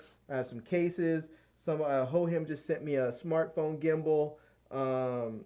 There are a few other things that people have sent that are coming in. So yeah, I've been very, very blessed. All right. This one, I know what it is, and I'm very much looking forward to it. This is something that I didn't really think for myself about buying, but this is from Unify, and this is a Unify Drive NAS, and this is actually not out yet, but I think it's okay that I show it to you. And they actually sent me, I think they might have sent me an SSD. That would be really kind of dope if they did. Hold on a second, let me see if this is what I think it is. All right, let's see. I think they might have sent me, I can't read that. What does it say? Yeah, this is an SSD, but I can't tell if I move closer. Yeah, see, if I move closer, then it doesn't focus very well. Let's see. Yeah, I can't tell what that is. I can't tell what capacity, but it looks like it says WDC. I think that sounds like, it looks like it's probably maybe a Western Digital one, but I can't tell the capacity. So, but this here, and they gave also, it comes with a little adapter here. It looks like it might be like a CF Express type B card adapter. It kind of looks like here. I don't know. So we'll set those off to the side for the moment. But this is the Unify Drive UT2 model, and this is a little NAS. This is a little NAS drive so that you can do backups in the field. This looks like it is going to be very, very cool. And let me just see if because I'm going to open this up later. So let me see if I can find it here. Oh, look at that. I actually pulled it up before because I knew this was in here. So here we go. So we have the Unify Drive UT2, and this is that says the ultimate portable NAS. And you can see there it says unmatched memories, massive storage, all SSD private cloud, pure Cobalt UPS intelligent cooling system, your virtual Android phones, portable mini Blu-ray player, perfect partner for AI glasses, outdoor shooting companion, innovative USB drive mode, Wi-Fi AP mode, projection companion, one button backup, flexible charging options, physical buttons, and adapt to any network. That is just a lot. That's awesome. And look how small that is. That's pretty cool. So basically, and it looks like there's a little rubber casing that can go around there. So if you're in the field, it says perfect companion for photographing. Yeah. And it says UDOS operating system there, multimodal AI, Office Essentials, all this good stuff on there. So it says Wi-Fi 6 certified, compatible with all sorts of devices. So you have seamless connectivity, compatible with all sorts of devices. The UT2 ensures effortless integration with your favorite tech from smartphones to laptops. So this is fantastic. If you're anyone who has ever traveled or gone somewhere and lost images that you shot, it is heartbreaking. And having good backups that you can take with you is just vital. I can tell you, some years ago, my wife and I went to Norway to visit some friends. And at the time, I was working on a street photography project, and I was really in the zone. I was shooting street photography a lot at the time. I was really seeing really great, like everywhere I went, I was so locked in. I just kept seeing image after image after image, and I was capturing really, really great images. And I lost those images. I lost them. I thought I had those images saved, and I lost them. But I did end up with some low-res versions of them, because this is before they had the iPad Pros. I just had a regular iPad. I did plug in I did plug in my memory card to the iPad so that I can actually transfer them to the iPad, so I can just tweak them. And I think I was sending them out to social media or something, or just sharing them. But at the time, Apple did not allow you to save full resolution images onto the iPad. When they transferred them over, they were smaller compressed versions. So if I shot, say at the time, whatever camera I was shooting, let's say I was shooting with like a 20 megapixel camera, Apple would save them at like 3 or 4 megapixels. So I ended up with low resolution versions of them. So I still see what it was, which was even more heartbreaking, because I was like, I see these wonderful images I shot and I can't have like a full resolution version of them. That's great. But if I had this Unified Drive UT2, I would have been able to back up all of my images from my trip on here. And if anything happened, my memory cards failed, I accidentally formatted them, I saved them somewhere else on the cloud and I got hacked, or the cloud drive went down, whatever, I would have another backup on here. And I have a drive that's small enough and easy enough I can take it with me. I'm super happy to have this. This is going to be awesome. I'm so wonderful. I'm so happy they actually they sent along a looks like a Western Digital SSD. I just don't know what capacity it is because I can't see it. The text is too small. My eyes are going wild. And I think this really does look like let's see if I can open this thing. It looks like a CF Express Type B adapter. But maybe it's an SD card adapter. Yeah, I'm not really sure. I'll have to look into that and see what it is.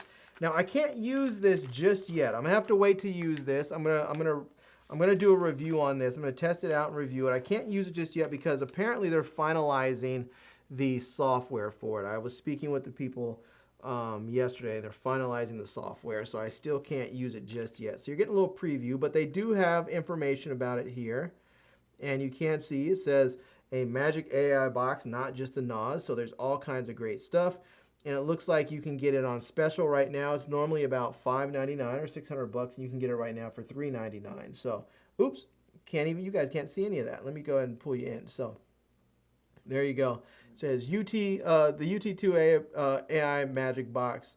It says not just I think this is this is the same one. So, but you can see all the cameras they have there. They're showing a drone there. They have a GoPro, they have a Leica, and they have a DJI Osmo Pocket. So, they're definitely trying to let you know that regardless of what device you shoot with, or if you shoot with all of them, you're still going to be able to back up your images, your photos, your videos, and all of that great content. So, I mean, I'm excited. I'm gonna have to play with this thing a bit when I get it set up so I can use it. I'm not sure what size capacities it's going to take as far as the storage in there, but I'll have to find out. You can see there, it looks like it has, you can plug in memory cards and stuff to do like the one button backup. The one button backup is awesome. If you guys have never used something like that, basically what it is you can just put your memory cards into the device. You hit a button and it just reads everything on the memory card. It just copies the whole memory card over. You don't have to worry about anything, and it's very easy after that. Then you can verify that all the data is there, and then you can go ahead and format your cards and keep shooting. Now, I will say this. If you were going on a major trip, vacation, professional trip, whatever, and you're shooting photos and videos, I do not recommend deleting or formatting your memory cards after you've shot. I think you should use something like this NOS to back up your content that you've created, your photos, your videos, whatever. I believe you should use these to back up. But then what you should do is take those memory cards and set them aside somewhere. Put them in your camera bag, put them in a case, put them somewhere else as marked as used, and then put fresh memory cards in your cameras. That way, in the event that something else happens, if this gets lost or stolen, and you've backed up here, but they get lost or stolen, or maybe you've backed them up to the cloud somewhere, lost or stolen, damaged, whatever, you still have the original cards with the original images on there. If you back up your stuff and then you delete the cards, you format it, and then something happens physically to your device or something, you're just sort of SOL. So it's always good if you're going on one of those major trips to make sure you take enough memory cards with you that you don't have to format them to keep shooting. You can just go ahead, do your backup like normal, and then put your full memory cards away somewhere and put a fresh one in your cameras. Keep shooting. So there you go. My advice from one photographer to another. So there you go. Flex says, well, damn, does it make you coffee as well? It might. It might. You never know. It might make me coffee. I'm going to find out if it's going to make me a cup of coffee. That would be great. If it does, that's a whole other video. All right. Shout out to Unify Drive. I appreciate you sending that out. I will when I get the final software from you guys, I'll go ahead and get that going. And I guess I should put this stuff over here with it to keep it in place. So there we go. All right. Well, everyone, that has been, I feel like it was supposed to be just a hang with all, I said a hang, not a haul, and it turned out to be quite a bit of a haul as well. So we did get to talk about some stuff though, so I appreciate you guys coming through. I don't know if you guys ever feel like talking about politics and stuff. I know it's a political season right now, and they've had the DNC convention going on for the last couple days, and they're having it again tomorrow. I think tomorrow is the last day of it. But there's been some stuff I'm like, man, I would love to talk about this stuff with folks. I'm curious to know. Maybe I should hop on. Maybe I should invite, Lamont or Brandon or my brother or somebody on, see if they want to talk about some politics and see what's crack-a-lacking. So I don't know. If you guys are interested in that, drop me a line, let me know, send me a direct message, say, hey, yeah, that sounds like it'd be cool. Or if you want me to just keep it tech, I'll keep it tech. Now, if I'm talking politics, I'm not trying to like blow anybody's water out or anything and just get all extra, but just basically talk about what's going on and have some fun with it. So you never know. But all right, I'm up out of here, y'all, because it is late. It is, 3:37 in the morning.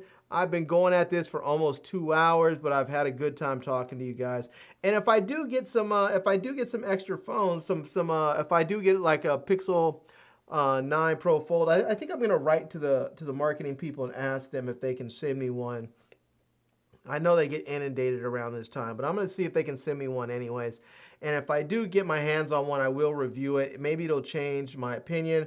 All I know is from what I've seen so far, it seems like it's a good phone. I'm not trying to dog it out. It seems like it's a very good phone.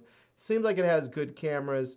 I guess from what I've seen so far, I haven't been overly enthusiastic. I haven't been overwhelmed. And I guess maybe I was expecting a lot more. And maybe I should just tempered my expectations. But, sometimes you get a new product in your hand, you're excited about it, you go out, you try it, you use it, and you find like, what, this is a lot better than what people say. People were dogging this phone out, and I have to say, I think it's a lot better than what people have said. So there it is. All right, you guys, I'm out of here. Thank you so much for coming through. I definitely appreciate you. Shout out to Flex for staying in the building. Shout out to Tech for your needs in the house. Shout out to Evil Witch in the building. Evil Witch, if you need any more help with the super box thing, definitely hit me up, so I can help you out. Shout out to Amda Brown if he's still awake. If not, thanks for coming through. Shout out to Gregorio if you're still awake with me in there. Shout out to Life as a Noun too. Airlid, appreciate you too. All of you that came through, I appreciate all of you. Thank you so much. Thank you to Daniel Berry Sports Highlights if you're in there. So yeah, and anybody else is in there. It looks like there's about 7 people in there right now. Thank you. Even if you didn't hop in the comments section, thank you very much for watching. Appreciate you. And yeah, I guess I am up out of here because I'm a little tired. But before we go, I feel like I need to give you a little something, especially for my late night people that are way out there. Let me see. Let me give you guys, first of all, you guys came through like a champ, so you have to get this one. I don't have friends. I got family. I love it. All right, everyone. Well, I'm out of this piece, and I'm Larry with Today I Feel Like. And until next time, Love, peace, and hair grease. Peace.